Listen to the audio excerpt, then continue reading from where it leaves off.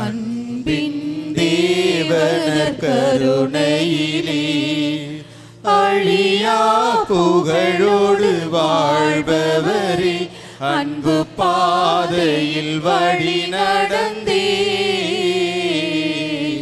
அடியோர் வாழ்ந்திட துணை செய்வீர். அன்பின் தேவனர் கருணையிலே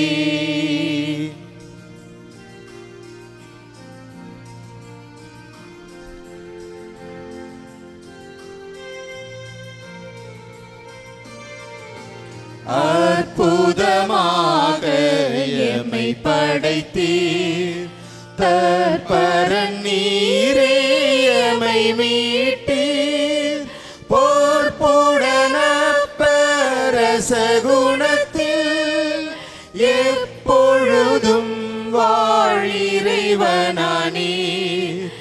எத்தனை வழிகளில் உமதன்பை என்பீத்தமை நீராட்கொண்டீர்.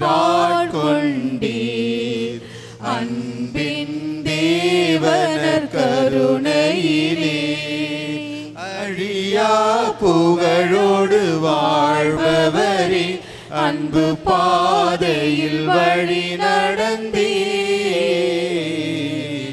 அடியோர் வாழ்ந்திட துணை செய்வீர். அன்பின் தேவனர் கருணையிலே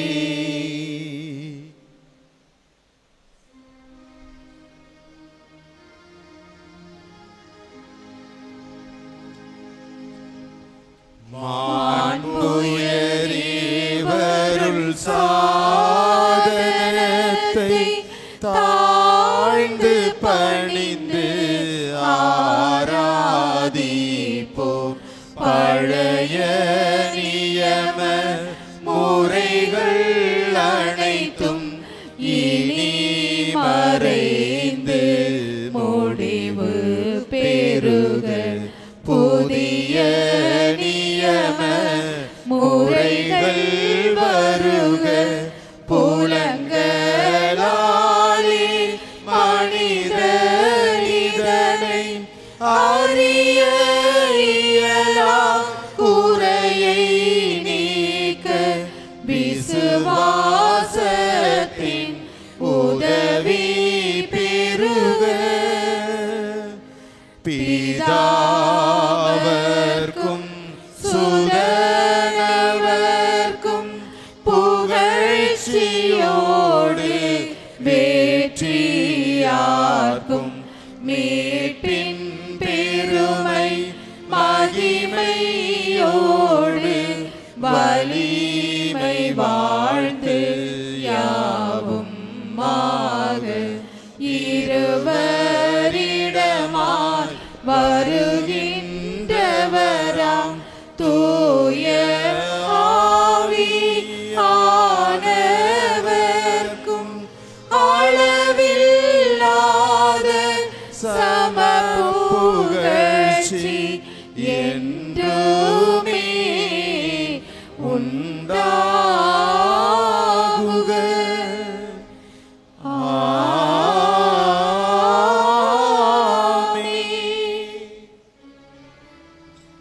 மன்றாடுவோமாக.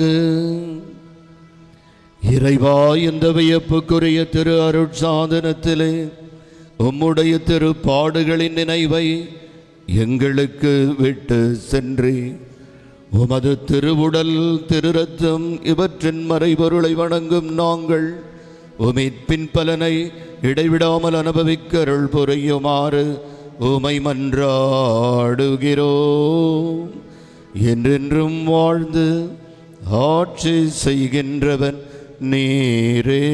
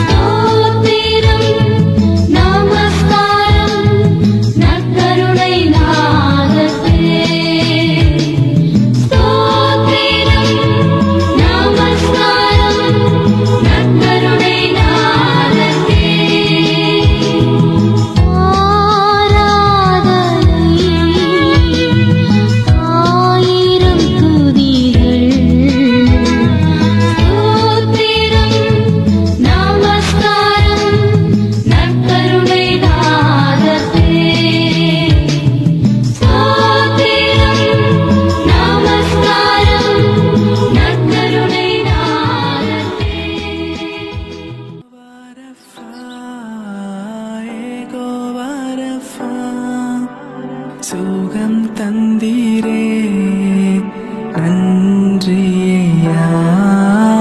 ஏகோவா ரஃபா, ஏகோவா ரஃபா, சுகம் தந்தீரே நன்றியா.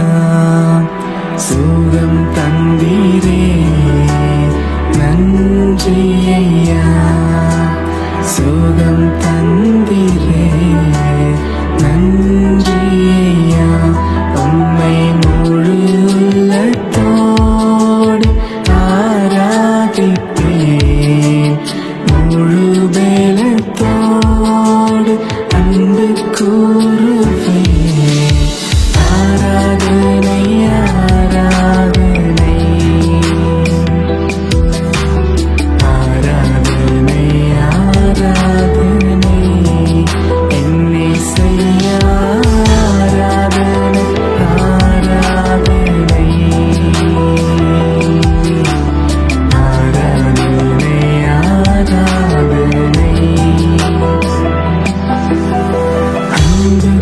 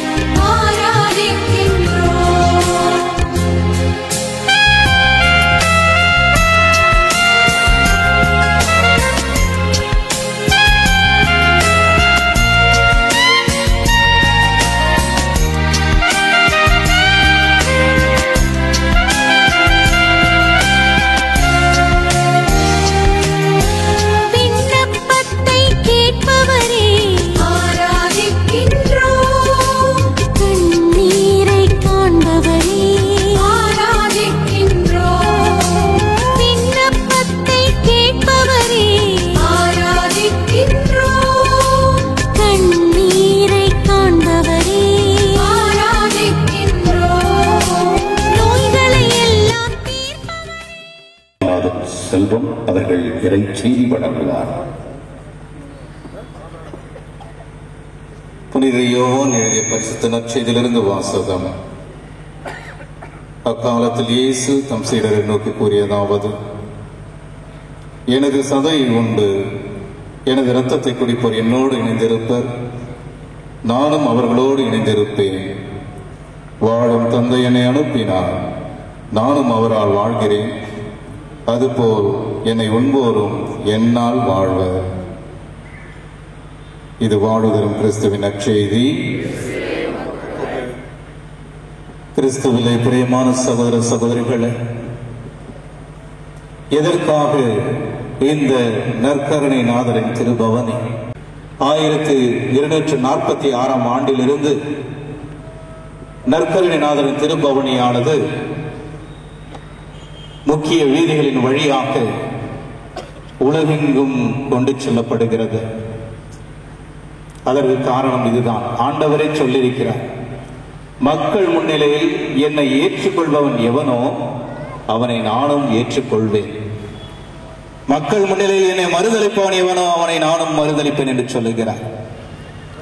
இந்த நேரத்திலே அந்த ஆண்டவரை உற்று நோக்குங்கள். அவருடைய கண்களை நீங்கள் பார்த்தாலே போதும். நீங்கள் எங்கிருந்தாலும் அவருடைய கண்கள் உங்களை பார்த்துக் கொண்டே இருக்கும்.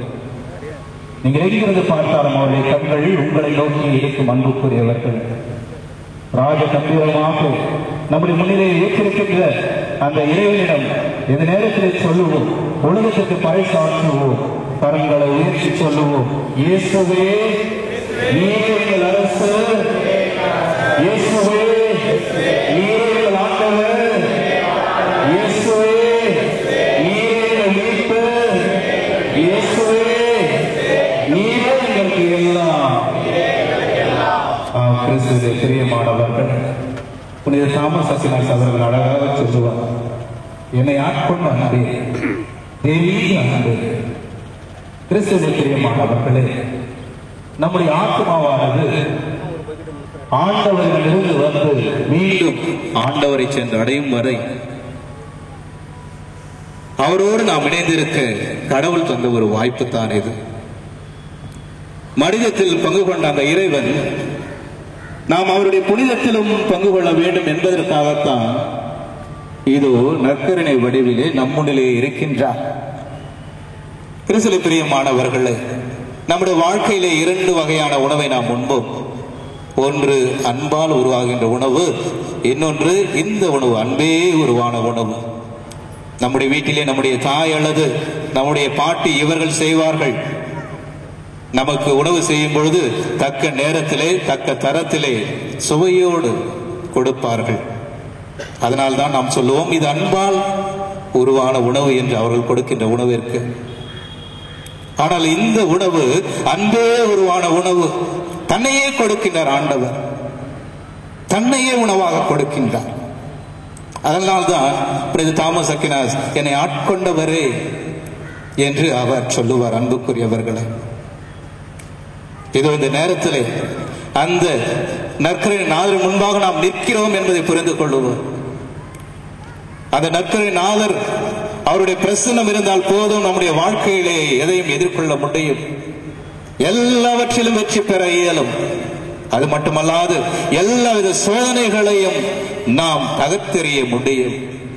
எல்லாவற்றுக்கும் மேலாக அற்புதங்களையும் அதிசயங்களும் இந்த நற்கருணை நாதர் முன்பாகத்தான் நாம் காண முடியும்.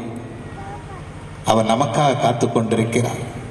இது இந்த நேரத்திலே, மகனே மகளே, நீ என்னோடு பேச, என்னிடம் சொல், நான் உனக்கு தருவதிலே மகிழ்ச்சி அடைகிறேன், உனக்கு கொடுப்பதில் எனக்கு மகிழ்ச்சி, நீ என்னை பார்த்து கேட்கும் போது மகிழ்ச்சி என்று சொல்லி ராஜ கம்பீரமாக நம்முடைய அரசர் நம்முடைய மத்தியிலே வீற்றிருக்கிறார். புனித குழந்தை தெரசா அவருடைய வாழ்க்கையில் நடந்த ஒரே ஒரு விஷயத்தை நான் சொல்ல விழைகிறேன். இந்த நேரத்தில் படுத்த படுக்கையிலே இருந்தார்கள் அவர்கள். அவரை பார்த்துக்கொள்ள இன்னொரு சகோதரியும் இருந்தார்கள். அவர் இருந்த அறையானது அந்த சிற்றாலயத்திற்கு பக்கத்திலே இருந்த அறை. திருப்பலி நேரம், நடு பூசை நேரம், அது வசீகர வார்த்தைகளை குருவானவர் சொல்ல போகிற அந்த நேரம் குழந்தை தெரசம்மாளுக்கு தாக்கு பிடிக்க முடியவில்லை. சிஸ்டர், என்ன கொஞ்சம் எழுப்பி விடுங்க என்று சொல்லுகிறார். ஆனால் அந்த அருட்சகோதரி, வேண்டாம் சிஸ்டர், உடம்பெல்லாம் உங்களுக்கு புண்ணா இருக்குது, தயவு செய்து நீங்கள் எந்த முயற்சியும் செய்யாதீர்கள் என்று சொன்னாலும் குழந்தை தெரசால் தன்னையை வருத்தி கொண்டு விழுந்து உருண்டு அந்த ஆலயத்தின் கதவகையில் சென்று ஆண்டவரை தரிசிக்கிறார். நற்கருணை நாதரை தரிசிக்கிறார். என் ஆண்டவரே, என் தேவனே என்று சொல்லுகிறார் குழந்தை தெரசா.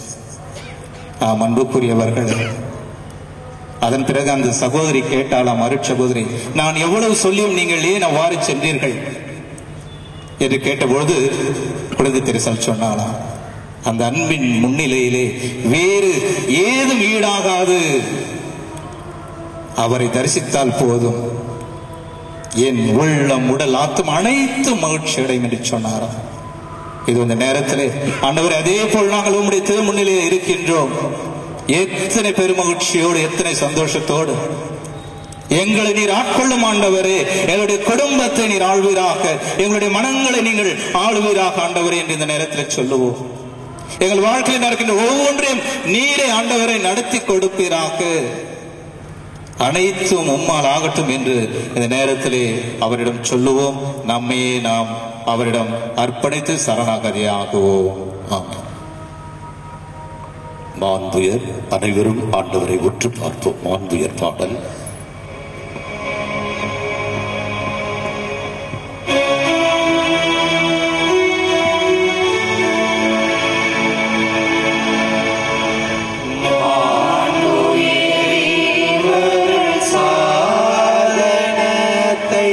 தாழ்ந்து பணிந்து ஆராதிப்போம். பழைய நியம முறைகள் அனைத்தும் இனி மறைந்து ஒழிவு பெறுக. புதிய நியம முறைகள் வருக. புலன்களாலே மனிதர் இதனை அறிய இயலா குறையை நீக்க விசுவாசத்தின் உதவி பெறுக. பிதாவர்க்கும் சுதனவர்க்கும் புகழ்ச்சியோடு வெற்றியார்க்கும் மீட்பின் பெருமை மகிமையோடு வலிமை வாழ்த்து யாவும் ஆக. இருவரிடமாய் வருகின்றவராம் தூய ஆவி ஆனவர்க்கும் அளவில்லாத சமபுகழ்ச்சி என்றுமே உண்டாகுக.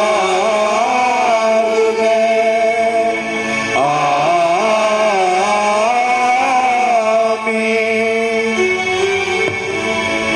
ஜெபிப்போமாக. இறைவா, இந்த வியப்புக்குரிய திருவருட்சாதனத்திலே உம்முடைய திருப்பாடலினை எங்களுக்கு விட்டு சென்றி உமது திருவுடல் திருரத்தம் இவற்றின் மறைபொருளை வணங்கும் நாங்கள் மீட்பின் பலனை இடைவிடாமல் அனுபவிக்க அருள் புரியுமாறு உம்மை மன்றாடுகின்றோம். என்றென்றும் ஆட்சி செய்கின்றவர் நீரே.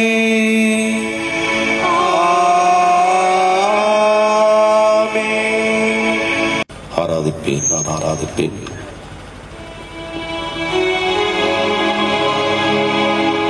ஆராதிப்பேன், நான் ஆராதிப்பேன். ஆண்டவர் இயேசுவை ஆராதிப்பேன். ஆராதிப்பேன், நான் ஆராதிப்பேன்.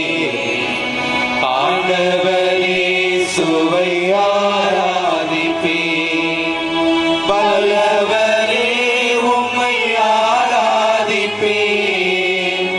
நல்லவரே, உம்மை ஆராதிப்பேன். வல்லவரே, உம்மை ஆராதிப்பேன். நல்லவரே, உம்மை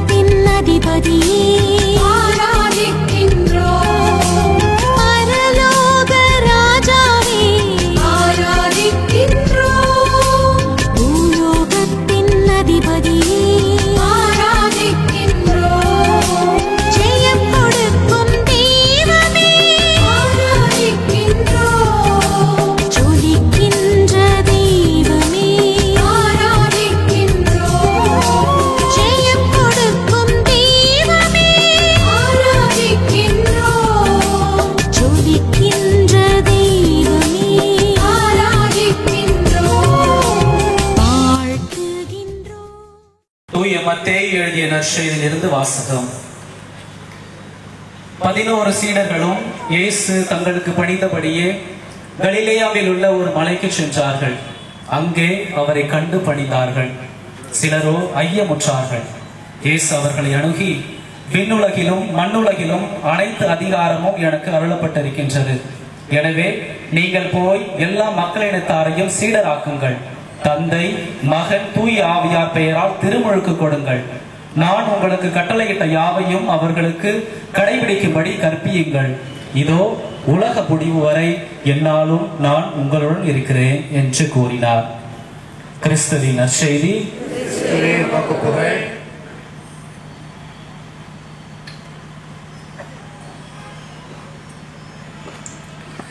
நிலையான புகழுக்குரியவரே, தூய்மை மிகு நற்கருணை ஆண்டவரே, எல்லா காலமும் ஆராதனையும் புகழும் மாட்சியும் என்றும் உமக்கு உரியனவே.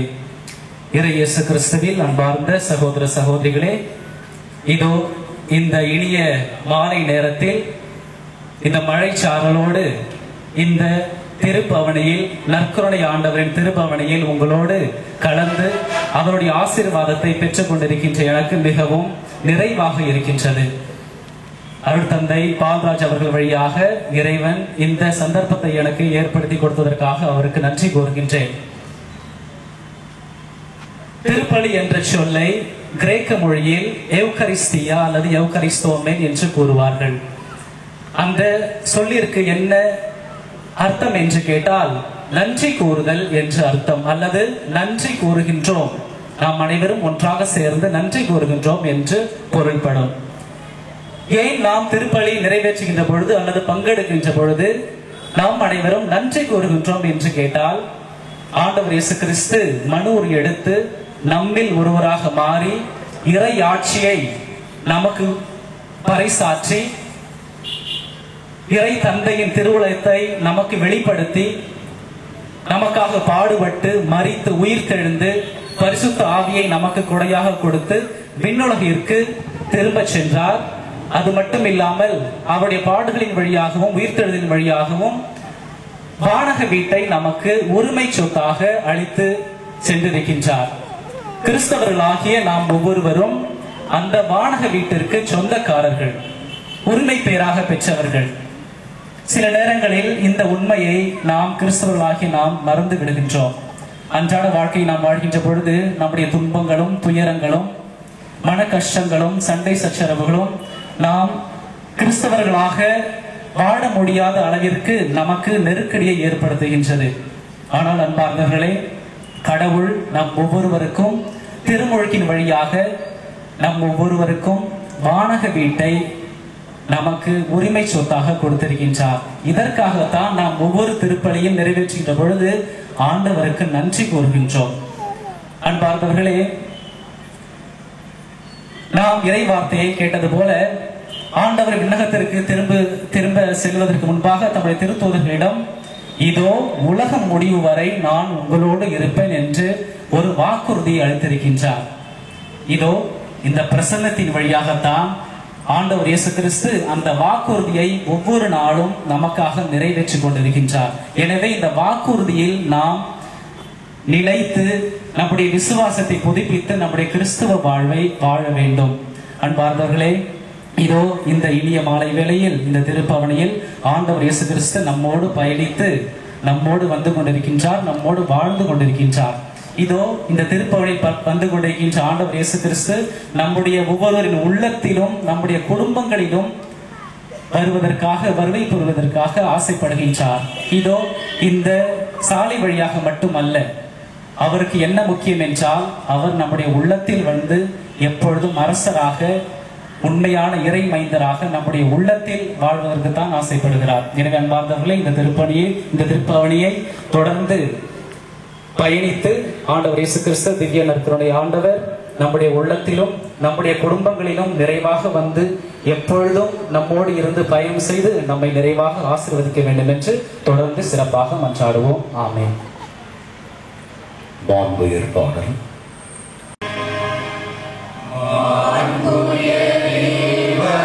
சாதனத்தை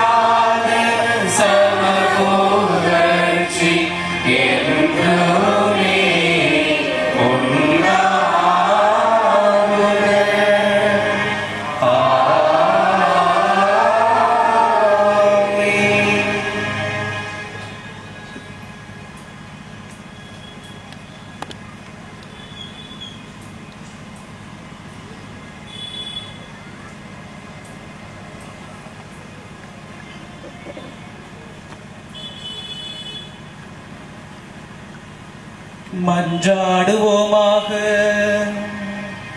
இறைவா, இந்த வியப்புக்குரிய திருவருட்சாதனத்திலே உம்முடைய திருப்பாடுகளின் நினைவை எங்களுக்கு விட்டு சென்று உமது திருவுடல் திரு ரத்தம் இவற்றின் மறைபொருளை வணங்கும் நாங்கள் உம்மீட்பின் பலனை இடைவிடாமல் அனுபவிக்க அருள் புரியுமாறு உம்மை மன்றாடுகின்றோம். எங்கள் ஆண்டவராகிய கிறிஸ்து வழியாக உம்மை மன்றாடுகின்றோம்.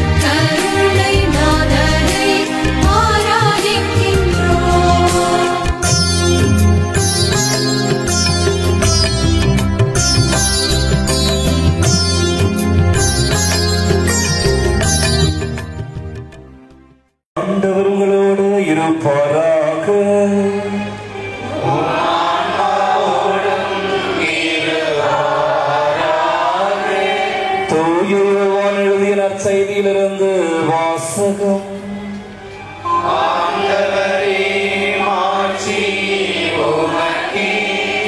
அதிகாரம் 6, இறைவார்த்தைகள் 34 முதல் 38 வரை.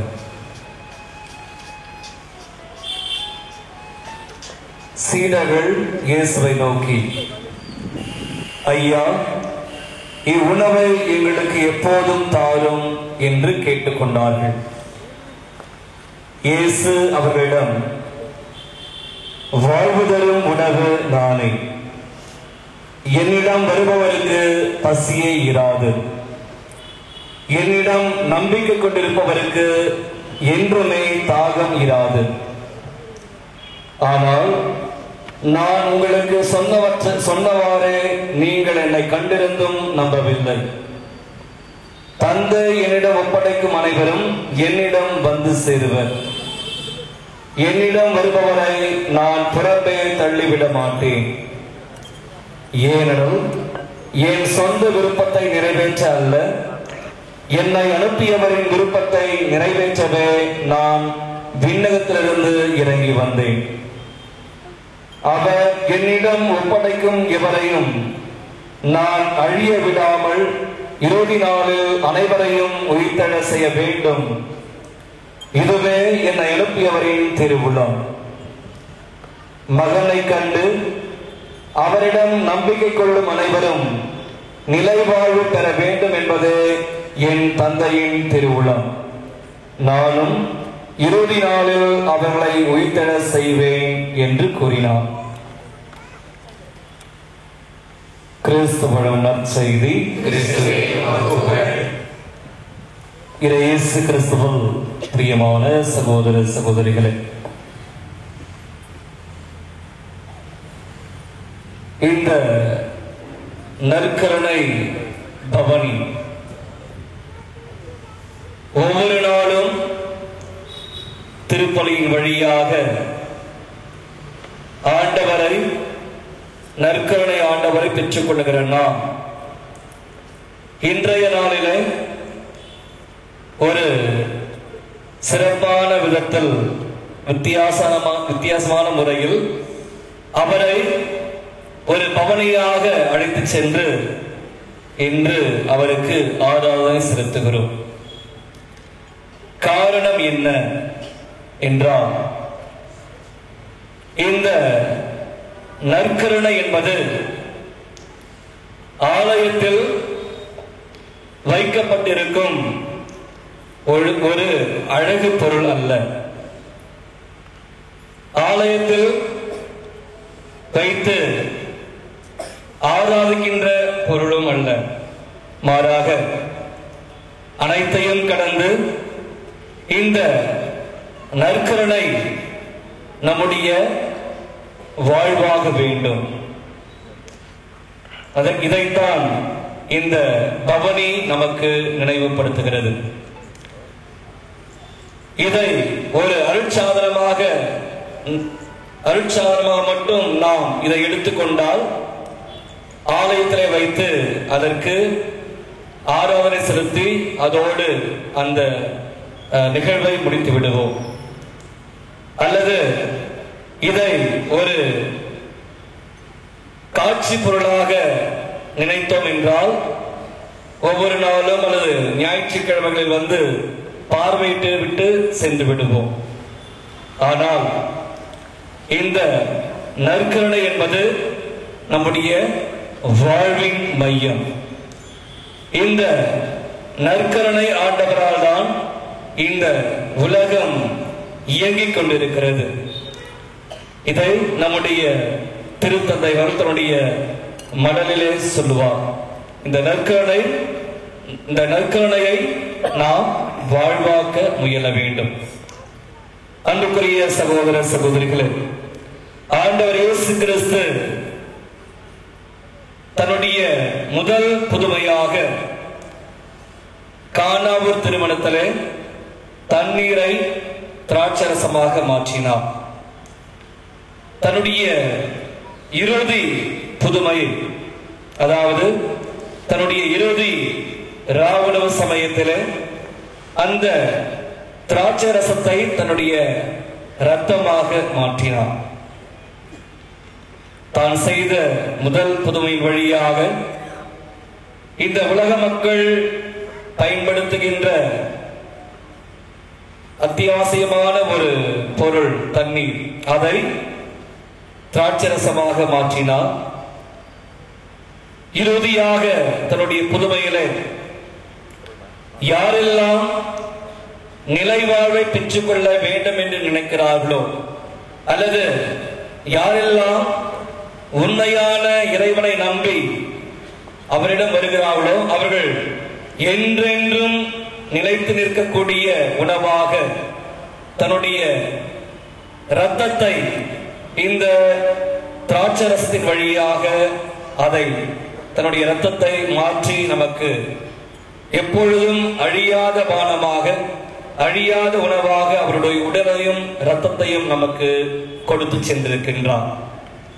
அன்புக்குரிய சகோதர சகோதரிகளே, ஒருமுறை அன்னை தெரேசாவை பார்க்க வந்த அப்போது நம்முடைய இந்திய நாட்டினுடைய பிரதமராக இருந்த நேரு அவர்கள் அன்னை தெரேசாவுடைய பணியை பார்த்து வியந்து அவரை சந்திக்க வருகிறார்.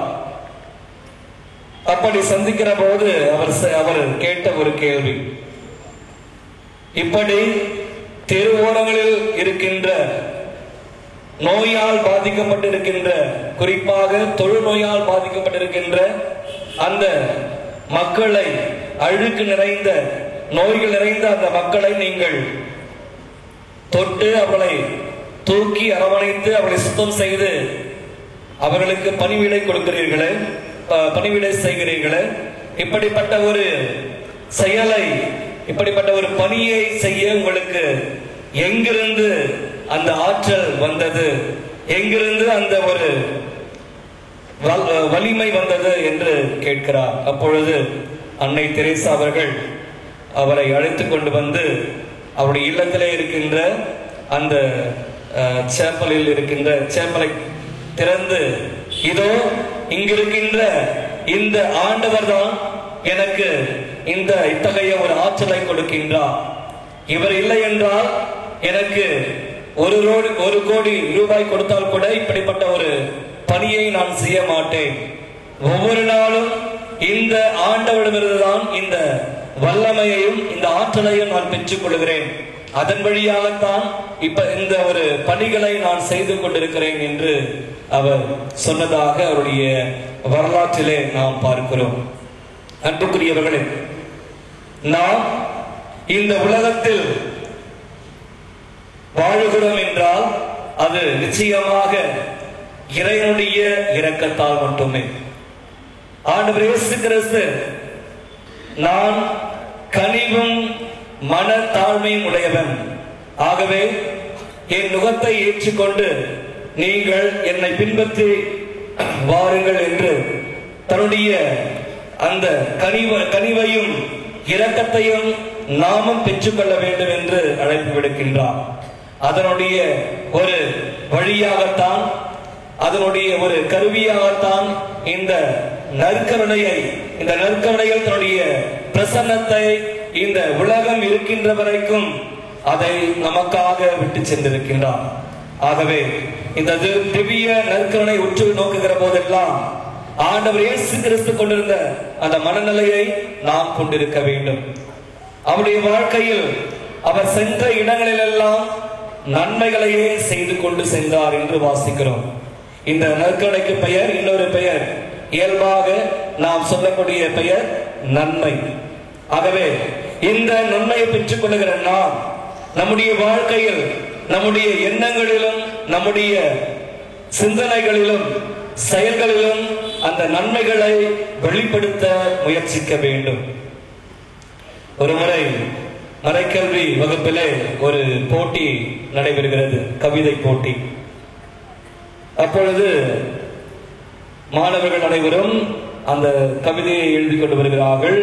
அந்த மறைக்கல்வி ஆசிரியர் ஒவ்வொரு கவிதையாக எடுத்து படித்து பார்த்து அதிலே முதல் பரிசு பெறுகின்ற 3 இடங்களில் பரிசு பெறுகின்ற அந்த கவிதையை தேர்ந்தெடுக்கிறார்கள். அப்பொழுது அந்த கவிதையில் முதல் பரிசு பெற்ற கவிதை இவ்வாறு எழுதப்பட்டிருந்தது. ஒரு மாணவன் எழுதியிருக்கிறார். மருத்துவர்கள் சொல்லுகிறார்கள், என்னுடைய இதயத்தில் ஓட்டை இருக்கிறது என்று. அவளுக்கு என்ன தெரியும்? அது என்னுடைய இதயத்தில் இருக்கின்ற ஓட்டை அல்ல, மாறாக என்னுடைய இதயத்திற்குள் வருகின்ற ஆண்டவர் இயேசுவுக்காக அவர் என்னுடைய இதயத்தில் வருவதற்கான ஒரு வாசல் என்று அவன் அந்த கவிதையிலே அவன் எழுதியிருந்தான்.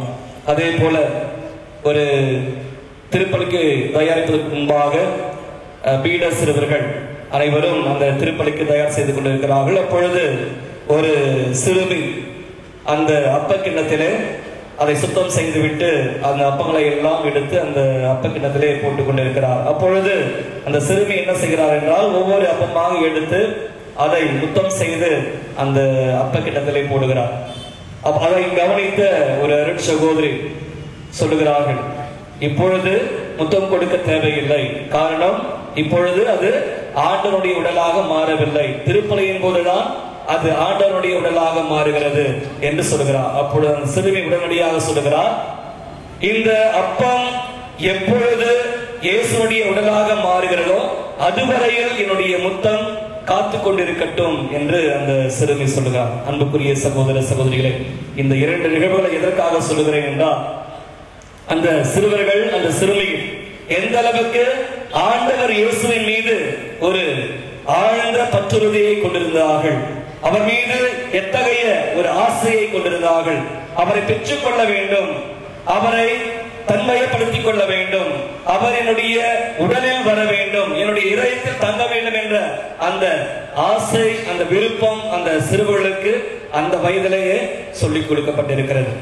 அன்புக்குரிய சகோதர சகோதரிகளே, இன்றைய நாளிலே இந்த ஆண்டவரை நாம் நம்முடைய தெருக்களின் வழியாக பவனியாக வந்து அழைத்து சென்றிருக்கிறோம் என்றால், இது ஏதோ ஒரு காட்சி பொருளாக அல்ல, மாறாக நம்முடைய வாழ்வாக மாற வேண்டும்.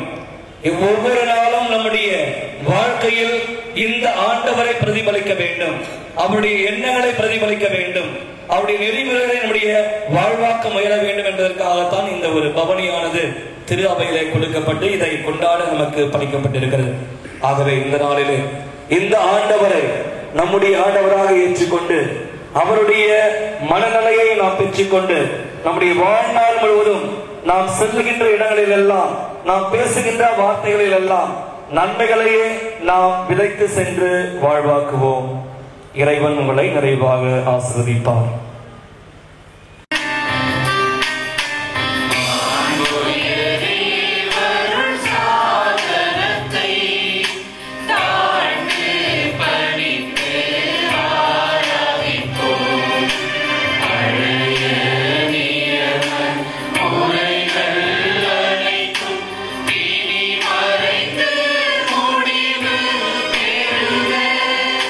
புதிய நியம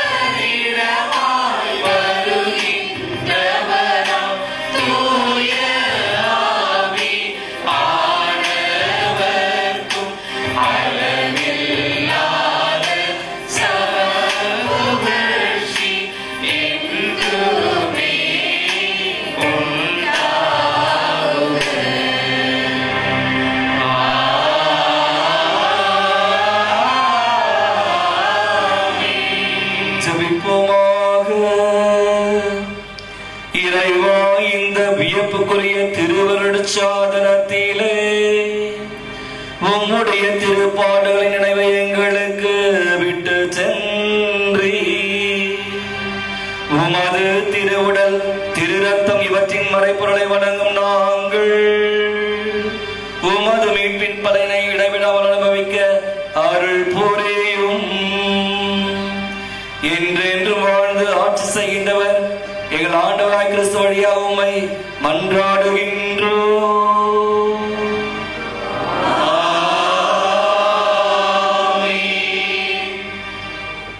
பணியாளர்கள், கிளை கிராம பிரதிநிதிகள், அருட்சகோதரிகள், அருட்பணியாளர்கள், காவல்துறை நண்பர்கள், அவர்களோடு இணைந்து ஊடகத்துறை இவர்களுக்கும் சிறப்பாக இந்த நெறிப்பாளர்கள் என்று சொல்லக்கூடிய தேரை வடிவமைத்த பின்கள பணியாளர்கள் அவர்களுக்கும் நம்முடைய மனமார்ந்த நன்றி. மிகச்சிறப்பாக இந்த குழந்தைகளை எடுத்தார்கள். பாராட்டுக்கள். இறுதி ஆசிரியர் முடிந்த பிற்பாடு அருள் தந்தை பெல்கியூஸ் அவர்கள் ஆண்டவரை இந்த இடத்தில் வைத்திருப்பார்கள். தொட்டு அவரை கும்பிட்டு விட்டு போகலாம். அதுவரை அமைதியாக இருங்கள். நெறிப்படுத்த வேண்டும் என்று ஆசைப்படுகிறேன். ஆராதிப்பேன்.